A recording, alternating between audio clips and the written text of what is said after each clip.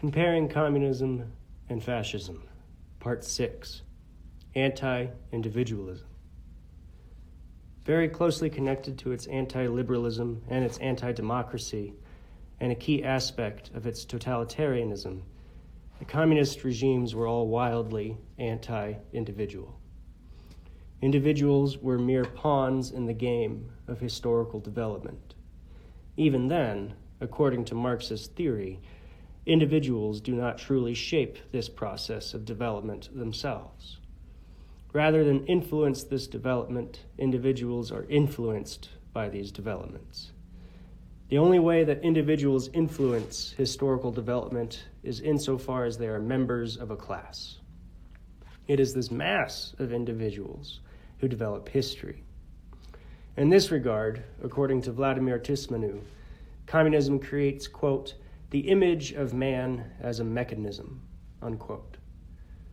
Thus, human beings are de-individuated. They become mere reflections of their class. Thus, the dictatorships of the proletariat around the world favored collectivism to the individualism of liberalism. The totalitarian state does not care for the wishes of individual human beings. Vaclav Havel was a Czech poet and political dissident who eventually became the president of the Czech Republic after the fall of the communist government. According to Havel, totalitarianism, quote, draws everyone into its sphere of power, not so that they may realize themselves as human beings, but so that they may surrender their human identity in favor of the identity of the system, unquote. This de-individuation is closely related to the idea that human beings can engage in collective salvation.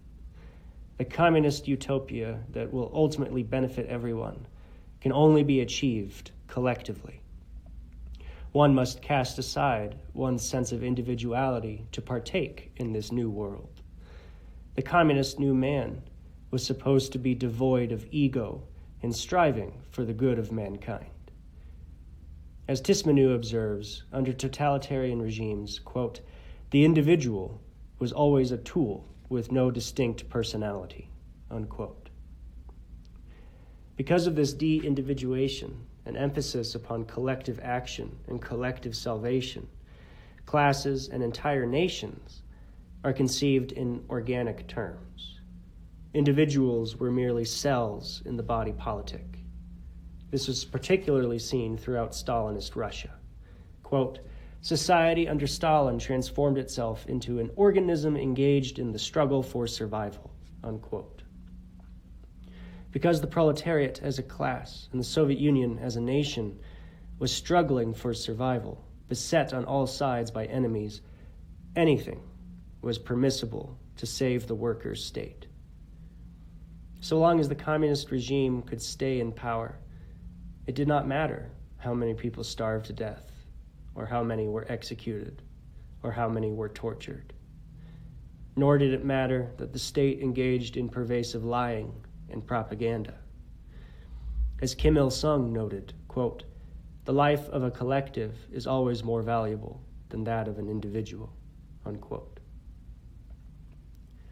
These aspects of anti-individualism, particularly as they connect directly to totalitarianism, are directly comparable to the fascist regimes. As was noted in the videos relating directly to fascism, the fascists likewise believed that the individual human being was nothing when compared to the nation and the state.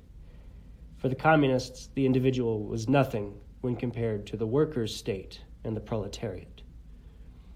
Furthermore, the fascists likewise believed themselves beset on all sides by enemies and saboteurs. For the fascists and the communists equally, the totalitarian state was an organic body fighting for survival. This is obvious when one looks at Nazi racial attitudes, but is often overlooked when discussing communist regimes. Tismanu describes it as Marxist Darwinism. In keeping with the Hegelian progression of history and the class struggle, the historical endpoint of communism is necessarily better than previous economic systems. It is a form of human social evolution. Marx himself said as much, quote, "Combat or death, bloody struggle or extinction.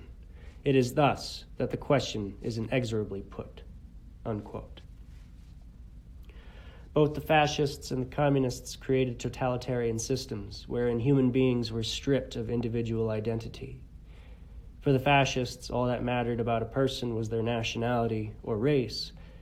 For the communists, all that mattered was someone's class. For both, all that mattered about a human being was whether they were loyal to the totalitarian state. Individuals did not intrinsically matter.